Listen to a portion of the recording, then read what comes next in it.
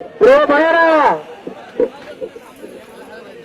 প্রিয় ভাইয়েরা, সবাই শান্ত থেকে কেউ বিশৃঙ্খলা করবেন না। আপনারা দেখেছেন আজকে আমাদের জুয়েলের march to Indian high commission ঘোষণা দেওয়ার পরে কিন্তু হাই কমিশন ভয়ে বন্ধ করে দিয়েছে। আমরা আপনাদেরকে বলতে চাই, বাংলাদেশিরা জাতি সে অসভ্য না, তারা গর্বর না। আপনারা যেমন গত বছরে আগরতলায় আমাদের হাই কমিশন হামলা করেছিলেন, আমরা হামলা করবো না, আমাদের ভয় নাই। আপনাদের হাই কমিশন বন্ধ করার দরকার নাই, আপনারা আগ্রাসন বন্ধ করুন, আপনারা আধিপত্যবাদ বন্ধ করুন। আমরা আপনাদের মতো বড় বড় নই, আমরা কোথাও হামলা করবো না, উস্কানিতে পা দিব না, আমরা মব করবো না। আমরা আপনাদেরকে স্পষ্ট করে বলে দিতে চাই, আপনাদেরকে বলতে চাই, ৭১ যেমন পাকিস্তান, তাকে আমরা ছাড় দেই নাই। এর পরবর্তীতে ভারত, শুধু ভারত নয়, বিশ্বের এমন কোন দেশ নাই যেই আমার দিকে চোখ তুলে তাকাবে, সে চোখকে আমরা উপরে দিব ইনশাআল্লাহ। প্রিয় ভাইয়েরা, আমাদের দুর্ভাগ্য যে আমাদের পাশের দেশে এমন এক জাতি বসবাস করে যারা অসভ্যতার জন্য পুরো বিশ্বে স্বীকৃত। তারা এখনো রাস্তায় বসে মলত্যাগ করে, তারা এখনো বনে বাজারে রেলস্থলে মলত্যাগ করে। আপনারা দেখেছেন কয়েকদিন আগে অস্ট্রেলিয়া গিয়ে তারা প্রকাশ্যে রাস্তায় বসে মলত্যাগ করতে গণপুরি খেয়েছে। এমন অসভ্যতা, এমন বর্বরতা আমরা করব না। এই অসভ্য, এই বর্বরের সরকার, গুজরাটের কথা নরেন্দ্র মোদী। আপনারা দেখেছেন এই ক্রেডিট বাজ, ক্রেডিট চোর বিদেশ করে নরেন্দ্র মোদী গতকালকে আমাদের 16 ডিসেম্বরকে তাদের বিরুদ্ধে ঘোষণা করেছে। আমরা স্পষ্ট বলতে চাই, মোদী তুমি সাবধান হয়ে যাও, সাবধান হয়ে যাও নরেন্দ্র মোদী। ৭১ আমাদের সহযোগিতা করেছে ভারত, আমরা সেটা জানি, কিন্তু ৭১ এবং ৭১-এর পর পরেই বাংলাদেশের মাটিতে লুটতরাজ করেছ, সেটা আমরা জানি। সুতরাং ভারত বেশি বাড়াবাড়ি করো না, তোমরা আমাদের প্রতিবেশী। আমরা চাই সহযোগিতামূলক সম্পর্ক, আমাদের সম্পর্ক হবে পারস্পরিক সহযোগিতাপূর্ণ। কিন্তু যদি মনে করে থাকো ৭১ সহযোগিতা করেছে বলো এখনো দাদাগিরি করবা, সেই সুযোগ আমরা দিব না। নরেন্দ্র মোদী গুজরাটের কোথায় তুমি কান খুলে শুনে রাখো, এটা সিকিম নয়, হায়দ্রাবাদ নয়, কাশ্মীর নয়, এটা বাংলাদেশ। যদি এখনো অনবরত সীমান্তে হত্যা চালাও, যদি এখনো বাঁধ খুলে দিয়ে আমাদেরকে বন্যার বাঁধে ডুবাও, যদি এখনো আমার দেশে সন্ত্রাসী, আমার দেশের খুনিদেরকে তোমার দেশে আশ্রয় দাও, তাহলে কিন্তু এই বাংলার মুক্তিকামী জনতা কি করবে সেটা কিন্তু ধারণাও নাই। যদি মনে করে থাকো বাকি সবার মতো চোখ লাগিয়ে কথা বলবা, দাদাগিরি বলবা, সেই সুযোগ বাংলার মানুষ দেবে না। আপনারা কি দিবেন? পেতে পেলে মুক্তি, পেতে পেলে মুক্তি, সারা ভারত মুক্তি। প্রিয় ভাইরা, আপনারা দেখেছেন বাংলাদেশে 2 আগস্টে যে 2000-এর বেশি মানুষকে হত্যা করেছে খুনি হাসিনা, বাজারের পিলার, সেই খুনি হাসিনাকে আশ্রয় দিয়ে প্রশ্রয় দিচ্ছে কিন্তু ভারত। তারা শুধুমাত্র হাসিনা না, হাসিনার মধ্যে যত ধরনের অপরাধী আছে সবাইকে আশ্রয় প্রশ্রয় দিচ্ছে। কোন স্বাধীন এই বর্তমানে আধুনিক বিশ্বে এমন কোন দেশ নাই যারা স্বীকৃত গণহত্যাকারী খুনিকে আশ্রয় দেয়, যেটা কিনা ভারত করতেছে। যে কারণে এই খুনিদের আশ্রয় তাদেরকে বলা হয়, ইসরায়েলকে যেমন বলা হয় মধ্যপ্রাচ্যের বিস্ফোরা, তেমনি ভারতকে বলা হয় এশিয়া মহাদেশের বিস্ফোরা। আমাদের দুর্ভাগ্য যে আমাদের পাশে এক বিস্ফোরা অবস্থান করছে। সেজন্য আমাদেরকে সবসময় তৈরি থাকতে হবে। যেন আমাদেরকে অনেকে বলে যে সাবধান থাকুন, সাবধান থাকুন। সাবধান কিভাবে থাকবো? আমাদের কাছে সাবধান থাকার অর্থ হচ্ছে যে সাপ আমাদেরকে প্রবল মারতে পারে, সেই সাপের 20 দাঁত ভেঙে দেয়া। আপনারা বুঝতে পারছেন তো? প্রিয় ভাইয়েরা, আপনারা জানেন আমাদের একজন উপদেষ্টা আছে, তৌহিদ রহমান, পররাষ্ট্র উপদেষ্টা।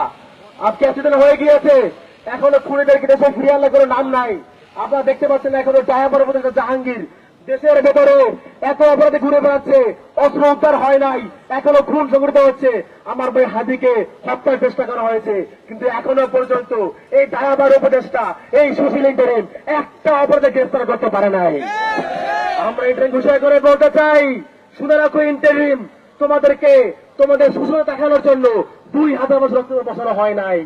যদি তোমরা আরো সুশীলতা দেখাও, এই তৌহিদ রহমান, যদি তোমরা খুনি হাসিনাকে দেশে ফিরিয়ে এনে ফাঁসি কার্যকর করতে ব্যর্থ হও, তাহলে শুধুমাত্র তোমার পদত্যাগই না, হাসিনাকে সেফ এক্সিট দেওয়ার দায়ে তোমাকে ভিতরে কাজ করে পার করাবো ইনশাআল্লাহ। ইনকিলাব, ইনকিলাব।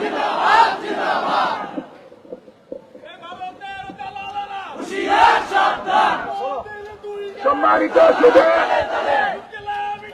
সম্মানিত সুধী, অনুষ্ঠানের এ পর্যায়ে আজকের এই ঘেরাও কর্মসূচিতে এ পর্যায়ে বক্তব্য রাখবেন জুলাই ঐক্যের অন্যতম সংগঠক সাদিক আল আরমান।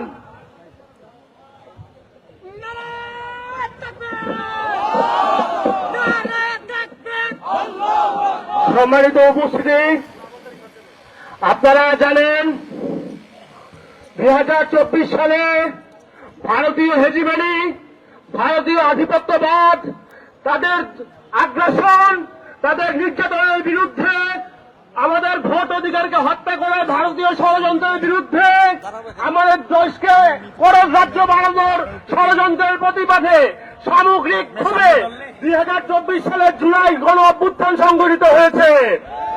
আপনারা জানেন আমাদের পার্শ্ববর্তী দেশ ভারত, যারা আমাদেরকে নিজেদের প্রভু হিসাবে জাহির করতে চায়, তারা নিজেদেরকে আমাদের প্রভু মনে করে, আমাদেরকে মনে করে আমরা তাদের গোলাম।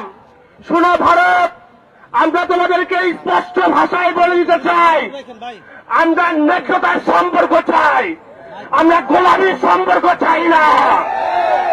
আমরা সমতার ভিত্তিতে সম্পর্ক চাই, গোলামের ভিত্তিতে কোন সম্পর্ক তোমাদের সাথে থাকবে না। আপনারা জানেন গত 12 তারিখ তফসিলের পরের দিন আমাদের জুলাইয়ের অন্যতম সহযোদ্ধা, জুলাইয়ের অন্যতম কণ্ঠস্বর, ভারতীয় হেজিমনি আধিপত্যবাদের বিরুদ্ধে বলিষ্ঠ কণ্ঠস্বর আমাদের প্রিয় ভাই শরীফ মোহাম্মদ ওসমান হাদিকে দিনে দুপুরে প্রকাশ্যে হত্যা করা হয়েছে, হত্যার চেষ্টা করা হয়েছে। আপনারা ইতিমধ্যে জানেন। আপনারা এটাও জানেন হাদি ভাইকে গুলি করা হয়েছে ঢাকায়, খুনিকে পাওয়া যায় ভারতে। এখান থেকে বোঝা যায় হাদি ভাইকে গুলি করার পিছনে কারা জড়িত।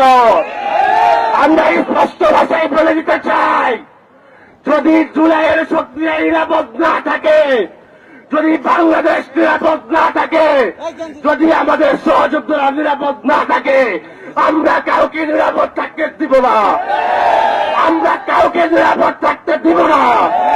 আমাদের নিরাপত্তা না থাকলে সে ভারত হোক, হাসিনা হোক, যেই কোন খুনি লীগ হোক, আমরা তাদেরকে রুখে দিব ইনশাআল্লাহ। আজকে রাজপথের এই কর্মসূচি থেকে লাস্ট বার্তা আমরা দিতে চাই, আমরা জাতি হিসাবে সভ্য। আপনারা আগরতলায় আমাদের দূতাবাসে হামলা করেছেন, আমরা সভ্য, আমরা আপনাদের দূতাবাসে হামলা করিনি। আমরা শুধুমাত্র আপনাদেরকে জানিয়ে দিতে চেয়েছি, বাংলাদেশের তরুণ প্রজন্ম, বাংলাদেশের ছাত্র সমাজ, বাংলাদেশের মা বোনেরা আপনাদের প্রতি কি পরিমাণ ঘৃণা রাখে।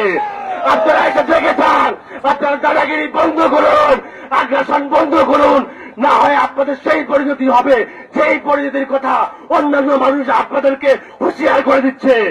ইনকিলাব, ইনকিলাব, ইনকিলাব, ইনকিলাব, গোলামি না আজাদি, দিল্লি না ঢাকা, ইনকিলাব, ইনকিলাব, মুজিববাদ, মুজিববাদ।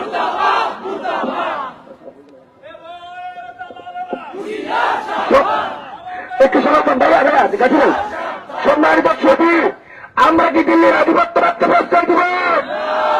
দিল্লি যদি আমাদের আধিপত্যবাদ করতে চায়, আমাদের উপর আগ্রাসন করতে চায়, হাতিয়ার বাছাই বাঁধবি, সামনে মারা ফিরিয়ে দেওয়ার মুখোমুখি বলা যায়।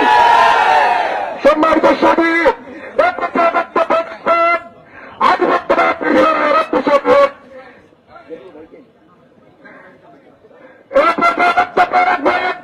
ভারতীয় আধিপত্যবাদের বিরুদ্ধে বরখাস্তকৃত বীর প্রতীক আমাদের মাত্র 24 প্রধান উপদেষ্টা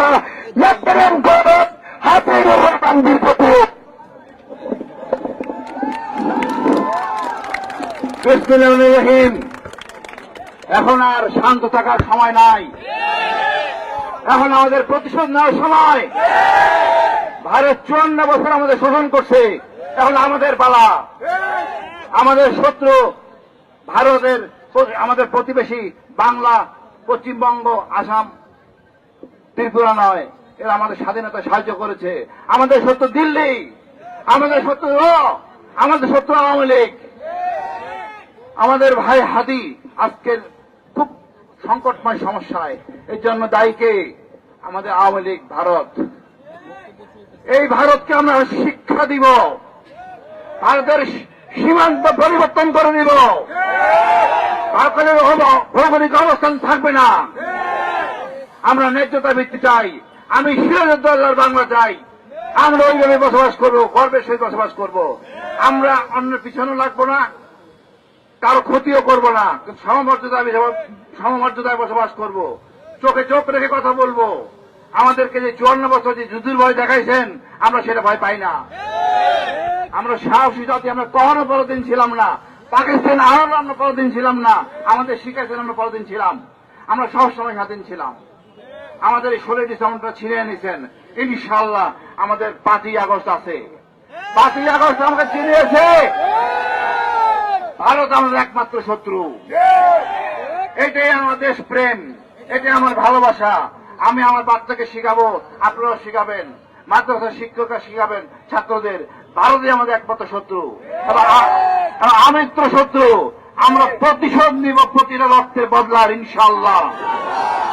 বাংলাদেশ দীর্ঘজীবী হোক। বাংলাদেশ জিন্দাবাদ।